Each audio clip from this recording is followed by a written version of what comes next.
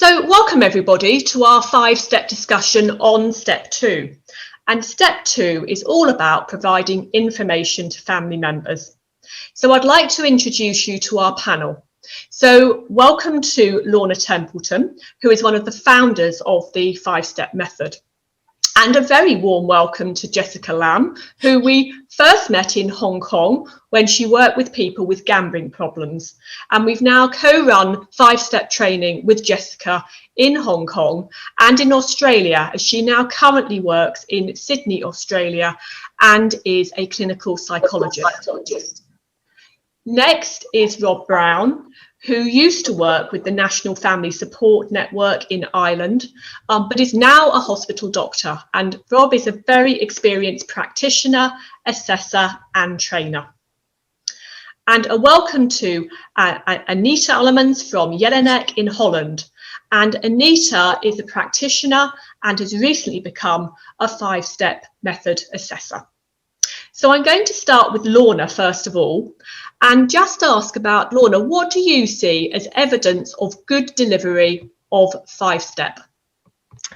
Thanks, Jill. So I think for me, from the years of experience of training, talking to practitioners and services, getting involved with the assessment process, I think step 2 seems to work best when it's a collaborative venture between a practitioner and a family member. And what this boils down to is that a practitioner works closely with a family member to ascertain what information is going to be most relevant and useful to them, rather than making assumptions and decisions about what to cover. So, for example, a family member may say, either during step 1 or at the start of step 2, that they want to understand more about substance use or gambling issues, and perhaps why people can find it hard to stop. Or a family member may mention that they're having problems with anxiety or with their sleep. And it can be all too easy for a practitioner to jump on these comments and assume that that's what a family member wants to explore in more detail as part of step 2.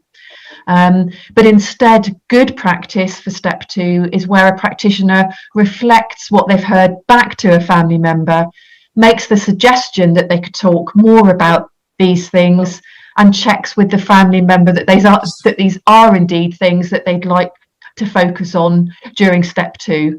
And I think if a practitioner uses this as their starting point and then ensures that they works through the rest of the information giving process, that kind of motivational, interviewing, informed, elicit, provide elicit technique, then step 2 can be most relevant and empowering for family members.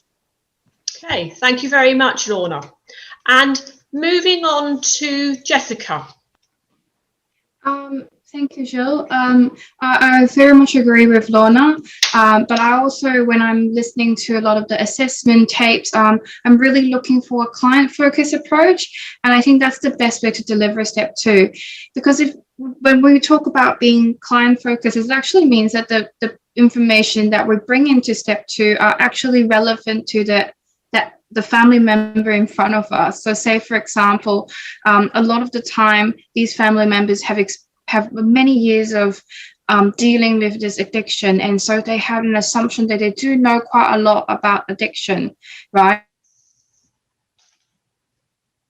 Step 2, we are not only providing new information, but, it going along with the illicit approach, we listen and see if there's anything that we need to be reviewed, or that we need to correct some of the things that they currently think it was the accurate information. Similarly, the session goal, ultimately, it's about empowering the family member to be able to be encouraged that knowledge is power, and that they are encouraged to continue to look for information to help them continue to cope with the situation at home. So I think this information doesn't necessarily have to be addiction related. Sometimes it could also be finding information for community support or mental health support as well. Okay, thank you, Jessica. That's probably what I think. Yeah. Okay, that's really helpful. Thank you very much for that. And moving on to Rob. Thanks, Jill. So I guess like Lorna and Jessica have both said, I'm coming mainly at this from an assessor, I guess, and a trainer point of view, and from listening to tapes. I think the single most important part of step 2 is having listened to the family member in step 1, like Lorna alluded to there. So this means that the majority, if not everything that you talk about in step 2 is drawn from that conversation with the family member, from the family member questionnaire, from discussing at the end of step 1 what you're going to talk about in step 2. And I guess from the family member point of view, that means, one, that the information is relevant and targeted to them, but it also gives them the sense that they've felt heard in step 1, which is kind of continuing that positive benefit of having been listened to in step 1. And I guess from the practitioner point of view, what they will often say, particularly people who are nervous in going for assessment maybe for the first time, is that they felt that they could do a lot of preparation work for step 2, and they felt this very reassuring. They were well prepared for what was going to be discussed in step 2. I guess then the second part I would talk about is, from an again assessment point of view, is the length of the step. I think approximately 45 minutes to an hour, we would say, for step 2, with your time either side for recapping step 1, and then at the end of step 2 for recapping, and gives the practitioner time to not rush things with the family member, and to make sure that the information hasn't been overwhelming to them. And I guess that really leads on to the final point that I'd make here of good practice. And it is less concrete, and it's hard to give advice from this point of view, but there are some people who just get the balance right, you know, like both Jessica and Lorna have said, it's that kind of motivational interviewing side of things, rather than being a lecture and giving too much information to a family member who might not have very much information at the beginning, can be kind of even worse really than giving not enough information. It can be totally overwhelming, and some people really get that balance right. And when you hear it done right, it makes for an excellent step 2. Okay, thank you very much, Rob. And I think about, yes, the balance is incredibly important, of not overwhelming, but making sure it is targeted. So there's some really good tips there. Thank you. And over to Anita to hear her thoughts. Well, what I found very helpful is to really listen to the family member and try to let them formulate their own questions. And that is a very difficult part, because we tend to give information right away, but it's very more giving them far more self-esteem to formulate what their needs are in this particular information. So look for information together. Don't overwhelm people with information. Make it state to their situation, and especially try maybe to bring up the family member questionnaire again and look for information. So what you mentioned last session, what can be helpful to know, what do you think other people might find helpful. I find it also helpful to distinguish information about what they need to know and information about further support. So there, and leave that to session 5. What we did every now and then is give examples of prevention programs or help for youngsters from the family member, and I found that's particularly more helpful in session 5. So that's to distinguish. Try to make people think about the perspective of somebody else, like their husbands or their sons, or even the neighbors can be helpful to let them look at the situation and what information might be helpful for them. So what I found, the word inspiration, how can we inspire people to look at addiction or other addiction related problems, to look at that and to inspire them to look for information and not be overwhelmed by the emotion, but just to be prepared with new knowledge, or not knowledge we should correct maybe. What Jessica said is like a lot of assumptions or information which is maybe not helpful. So I had a woman who had a husband with a lot of bruises, and he was very tired. He's been drinking for a long period, and she found it helpful to have information for about that stopping immediately with alcohol could be very harmful for him. And so this we looked up and we discussed it, and then she brought it up with her partner, and it brings him to see the home doctor. So that was very helpful for her.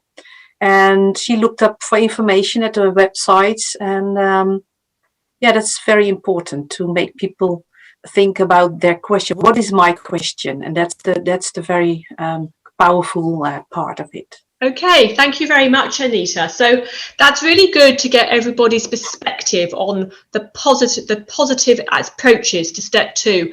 And just to summarise there, I think the key things that people have said are, it's this thing about being relevant and targeted to the person. It's a collaborative venture between the practitioner and the family, so you can find out what is needed.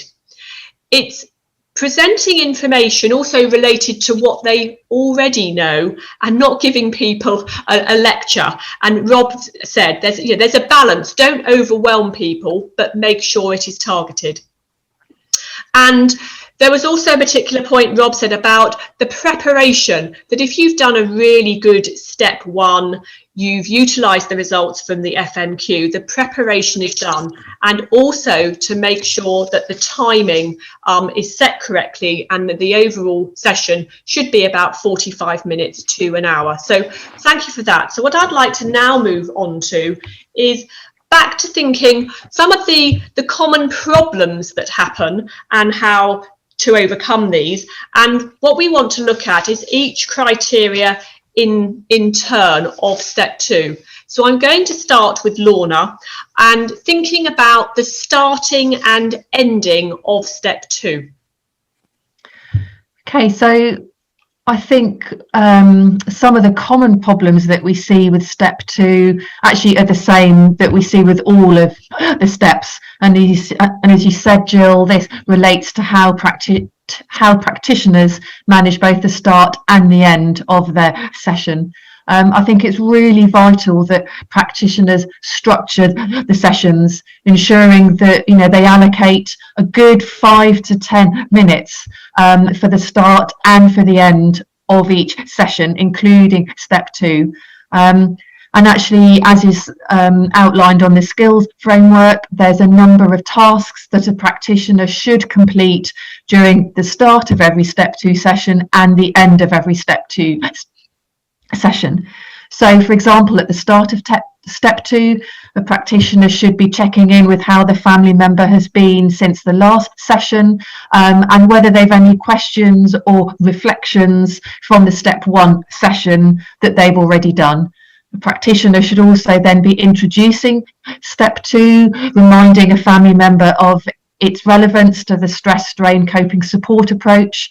And as part of this, a practitioner should refer back to any discussions that there may have been about this at the end of step 1, refer to the handbook and to the FMQ. And similarly, there's a number of things that the practitioner should be doing to wrap up a session. And at the end of step 2, a practitioner should be leaving enough time to summarise the work that they've done, and actually to check in again, that final bit of the provide elicit process, to check in that a family member actually feels okay about what's been discussed. And as others have said, that the right kind of balance has been achieved. They're not too overwhelmed or confused or upset by what they've heard, but it's been targeted and relevant and useful to them.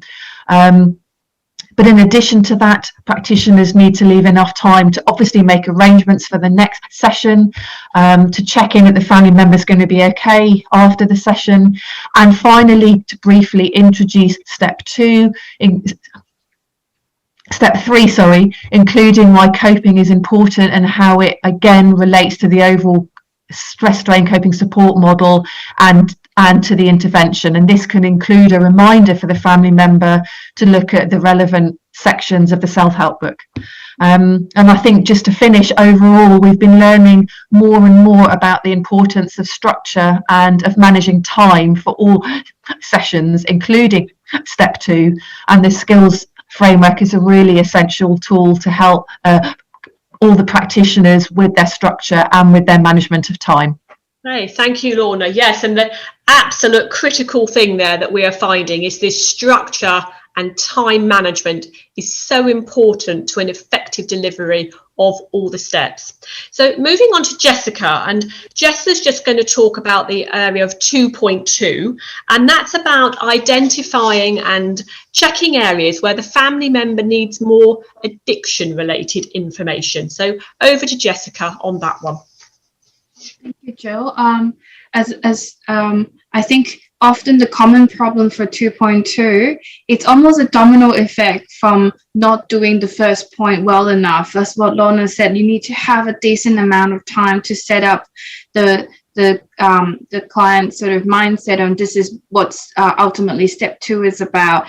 And I think often clinicians tend to get a little bit too eager or over prepared for step 2 and spend a huge chunk of time throwing a lot of information to the family member and have a lot of things that they wanted to come in to talk about, because they misunderstand that step 2 is about information providing, but we've forgotten that we need to first elicit what the client needs and also elicit what are the further needs being required, but heavily focusing on the providing part.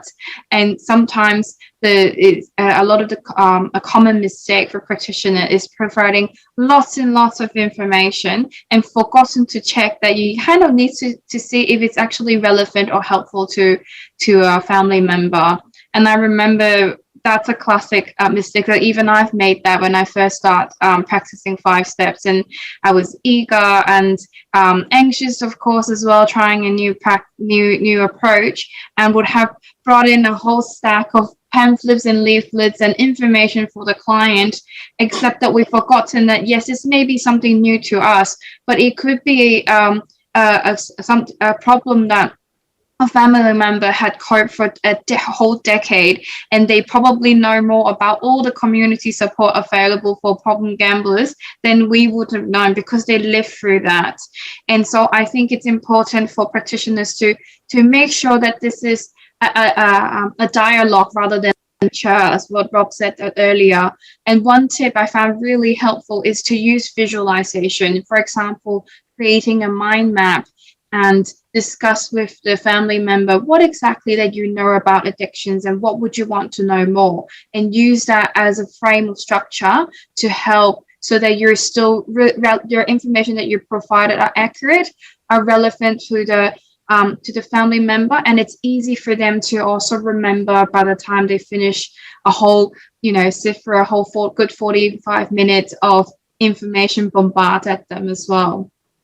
Okay, thank you, Jessica. And I really like that idea of doing the mind map, and that can really ensure that you've asked those questions, elicited from the family member what they've needed, given the right information, and then gone back round the loop to elicit further information about whether it covers their needs. So thank you, Jessica. And on to Rob. The next part of step 2 is about identifying and checking areas where the family member needs general information. So what problems have you seen with that, Rob, and what tips have you got to overcome that? Sure.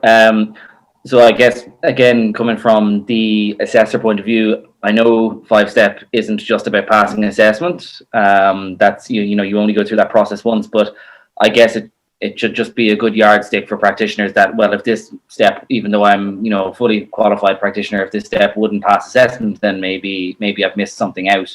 And I guess the single biggest problem in step 2, or actually in any step really, is just not addressing the criterion, just considering that it isn't there, breezing past it and thinking, well, I've given lots of addiction related information leading on from what Jessica was saying, so I won't overwhelm the family member, so I just won't do this criterion and I'll move past it. And that's most commonly seen with this criterion 2.3, because people have the family member themselves, when you ask them in that collaboration in step 1, what information do you want? Often all you hear is, particularly in the Irish tapes that I've listened to, is, tell me about the addiction, tell me about cannabis, tell me about heroin. They often don't look at those other parts of their life that maybe they could use information in, or they feel it's selfish even to think about those things. This isn't about me, this is about, the other person. So the single biggest problem is just not addressing 2.3. And I hate to even give examples of what can be discussed here because it's just so vast. When we say general information, we mean everything else except addiction, be it mental, physical health, reading, hobbies, sports, exercise, everything, anything and everything.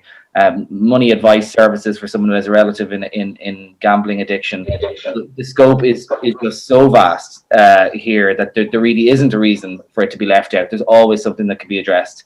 And I guess the other example of where this can go wrong is not using the FMQ, because we have specifically asked, a number of very pointed questions. While you don't have to be limited to these, they can definitely be used as a guide for you if you find yourself stuck in addressing this criterion. So I think, again, it's just making sure you address it first of all, and then using the resources that are there available to you, being the family member questionnaire and then the handbook, which has so much information, general and addiction specific information.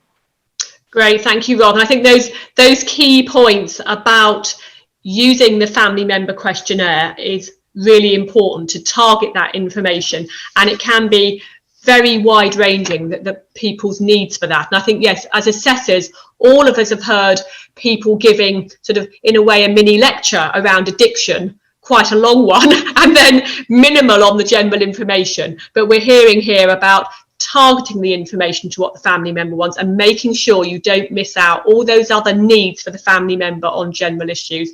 So moving on to Anita for the next part of step 2. Yeah, that brings us to session 2.4, and along the way time runs, and so what I found very difficult is to feel like you've got more time, or you still have time left to discuss the last part.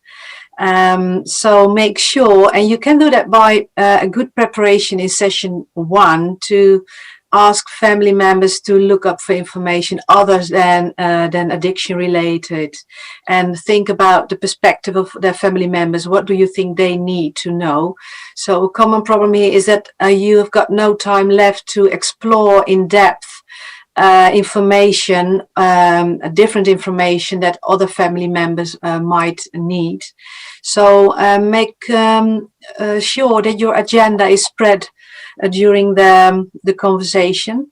And so I can give you some examples, for example, from a mother, which have been telling about volunteering. Her daughter was wanting to go volunteering.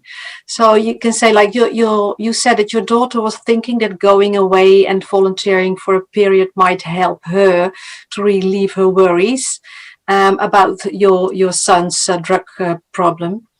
Would it be helpful that we explore about, can you help her to get information about how she can volunteer? What do you think she needs to go away? And have you thought of that? Can I help you in this? Or what information do you think she needs?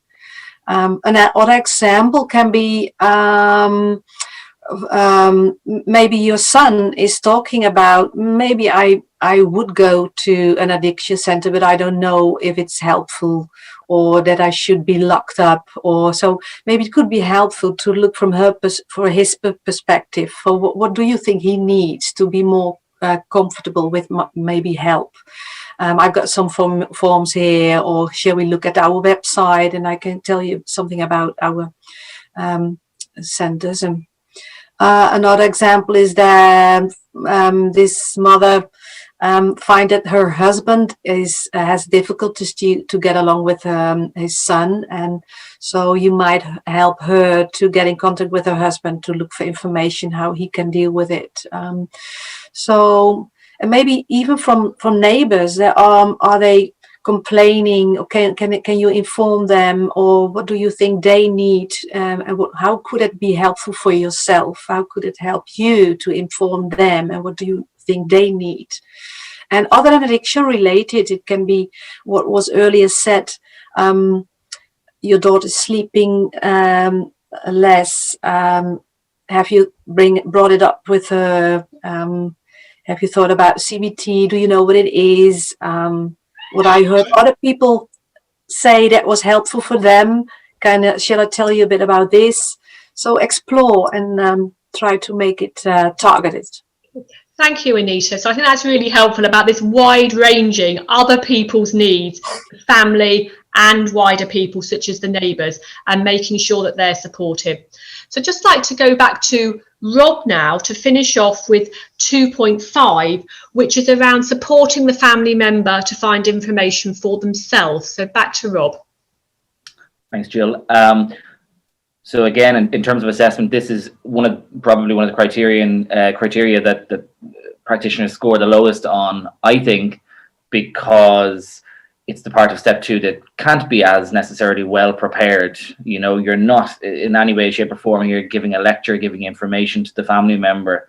It's the beginning of the sort of collaboration between you and the family member, or the beginning of the empowerment, I should say, of the family member for them. You've given them information, and now you're beginning that, okay, how can I set you up to start looking up information for yourself? Again, this can be addiction specific or general information. And I guess when 5-Step first started in the old videos, you know, you see the example is, oh, can I help you navigate the World Wide Web and how we can get on the internet? You know, that's still relevant and actually more important now that even though every family member might have Google on their phones, what the collaboration here will be, can I show you the right websites that have, you know, the NHS in your case, the HSE in our case, you know, the different addiction specific websites, the mindfulness website that you use or that you recommend to clients. So it's helping them navigate through the absolute wealth of information rather than helping them access it in the first place. It seems to be the bigger challenge now. So you can see in the sheet where the examples of good practice and the common mistakes, you know, but would it help if we logged onto the computer now together and we had a look? Can I show you this app that's fantastic? If it's sleep, if it's the money advice and budgeting service, whatever it is, but it's starting to get the family member to empower them to look up this information themselves and to carry this on long after your 5 steps have finished. Okay, thank you. Thank you, Rob. Thank you. And I think there's been some really important points made from all our panel there, specifically around the structure, the starting and the ending, making sure you're well prepared to go into about the addiction related information, but not overwhelming people. We've talked about the importance of general information and being really well prepared for that. And thinking about, Anita said, about this wider range of ensuring that you do cover family members' needs in terms of their wider family, friends, neighbours, and what might be done to support that. And then the important points that Rob has said about supporting family members to use the web. And it is highly relevant to talk about the right websites to go to. There is a wealth of information out there, but it's really good for you as the practitioner to use the reputable, say in the UK, the NHS sites, but to know which ones and to help the family member target those.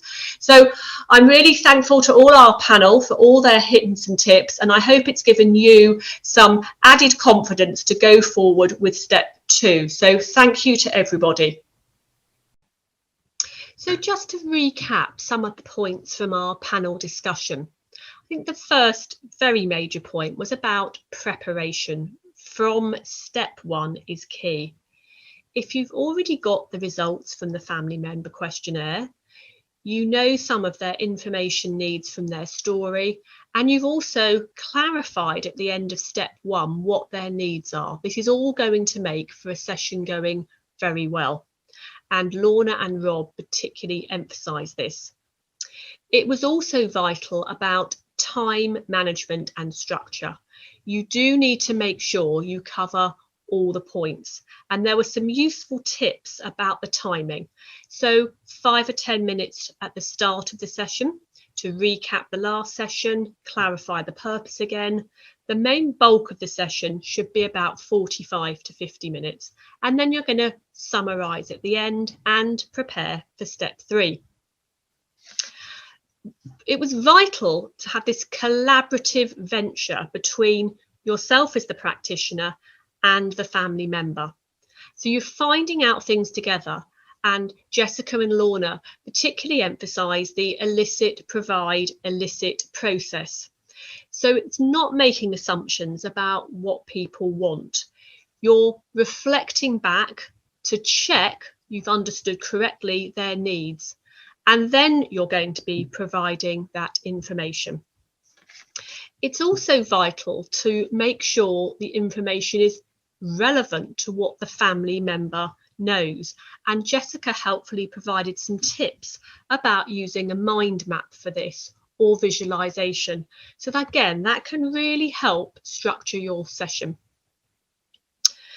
Another point was practitioners can get quite wrapped up in providing a lot of addiction information, and they're not moving on and structuring the session to find out general information needs. So it's really important to, again, structure the session and provide a balance between the different elements for step 2. And Anita talked about allowing time to find out not just what other family members need, but included a wider family, so friends, neighbours, a whole set of people. That information can be incredibly helpful to all these people. It's also important to empower the family member, log on to the internet together. And Rob was talking about using reputable sites for people. There's a great deal of information out there, so do make sure you use really accurate sites and don't overload people too much. And then a final point, and I thought this was really very important, was about getting the balance right. So a step 2 without enough information is not useful to family members, but it's also counterproductive to overwhelm people with information. It's probably even less helpful, and it could cause the family member to feel kind of quite confused. So getting this balance right and all these other tips will really help you deliver a good step 2. So I do hope you found this useful.